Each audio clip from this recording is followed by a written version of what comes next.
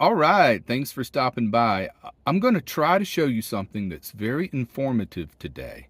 So pardon the mess I've got in the van, but I'm going to show you what I'm doing with this giant power station. This is the Vitomin 1500 watt hour power station. It is currently running the Starlink. Starlink's pulling between 45 and 50 watts. I'm at 54% charge. I can charge this with the solar on the roof of my van, even though the solar on the roof of my van is 19 volt and it's wired in parallel. I got 400 watts up there. This requires about a 48 volt panel, anything between 30 and 60 volts. Well, you can also not only charge it on solar, which is the red and black. This little port here, you can charge from a cigarette lighter in your vehicle. So what I've got is this little thing is hooked to my house batteries. Red goes to positive on one of the batteries, black goes to negative on the other battery. I've got 200 amp hour batteries underneath this plywood box here, tucked away, hidden nicely. So I connected this with an inline fuse, and what I'm going to do is I'm going to plug a cigarette lighter into here. Okay, we got it plugged in, red light's on, showing that it's getting electricity. And I'm going to take the other end and plug it in this outlet here. And what this will do, this is going to receive this as a 12 volt, and it's going to limit it to about 125 watts max. And that's good. It'll keep this nice and cool. It'll keep it from getting too hot. So what's happening here is this wire is hooked to the batteries, my house batteries. The solar on top of the van is charging my house batteries. So what it's doing is it's passing through. So the solar is charging the batteries under here, and then it's passing through those batteries into here. And it's only letting,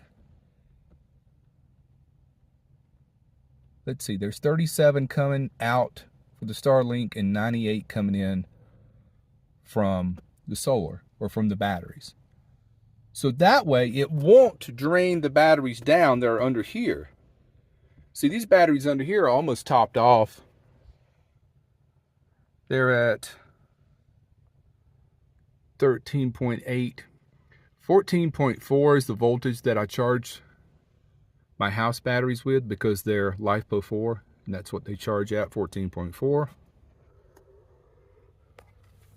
And it's converting it. The MPPT controller in here, it's controlling it.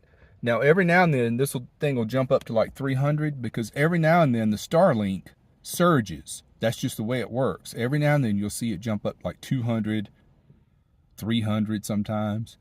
It's sending out a very strong pulse. Every now and then it does that. So I only do this when my house batteries are topped off.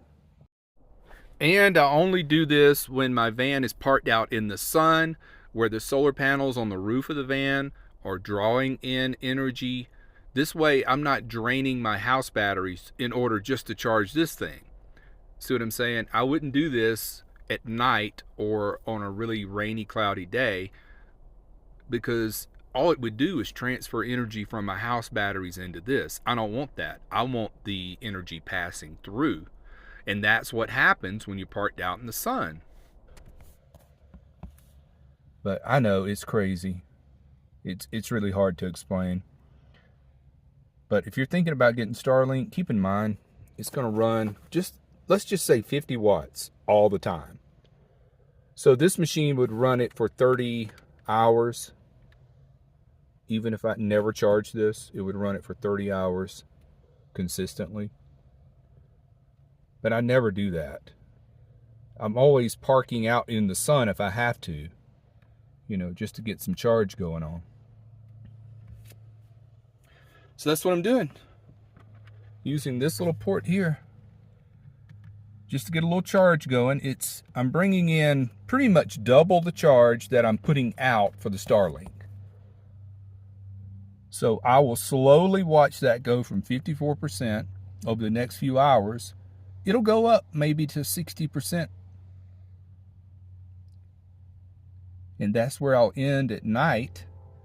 And then I'll have plenty of charge to get me through the night watching football and movies and stuff by using the Starlink. So why am I showing you this weird way to charge this power station?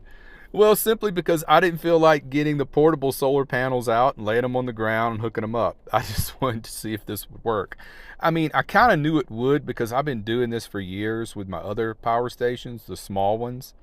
And I was concerned that this one would draw over 150 watts. I did not want that. You never want over 150 watts going through a cigarette lighter style accessory. So this one's working out. It's limiting it to no more than 125 watts. That way it keeps the wiring cool. It'll keep the fuse from blowing. And this way, you know, I don't have to bother with dragging out the portable solar panels and setting them up and running extension wires in, you know, because I want to charge going into this power station while I'm using the Starlink.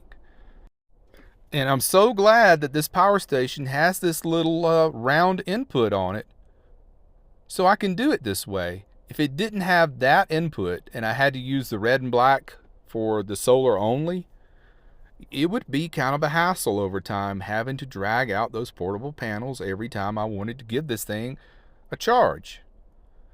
So this is a really nice little feature on here. All right, so that's my Tinker project for the day. Thanks for watching. Take care, be well, and smash the bell.